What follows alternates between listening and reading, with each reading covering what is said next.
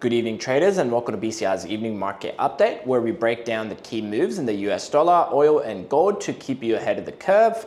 First up, let's talk a bit about the US dollar. This week's inflation picture continues to challenge the Fed's 2% target, with July's PPI and CPI data now in.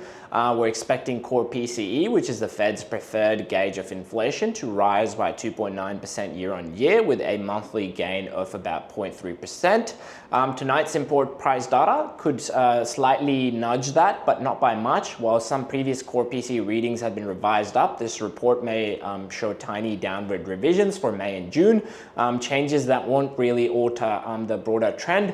So what's the key takeaway? Inflation is still running hotter than the Fed wants, making a September rate cut less certain.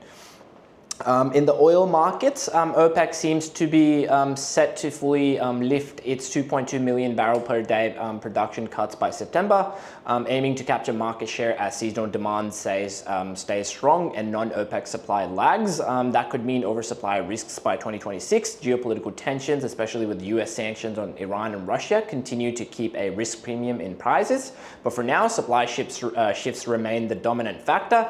Potential reciprocal tariffs in August could, however, weigh on demand. Next up, let's talk a bit about gold. Gold remains in consolidation. Some investors have taken profits as geopolitical tensions ease, and the recent US-EU-Japan trade deal adds a touch of stability, which is short-term bearish for prices.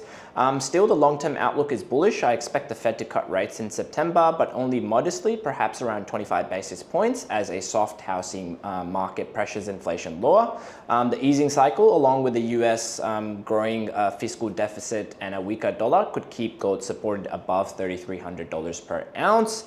That's all for your market update for this evening. Stay informed, stay ready, and we'll see you in the next update.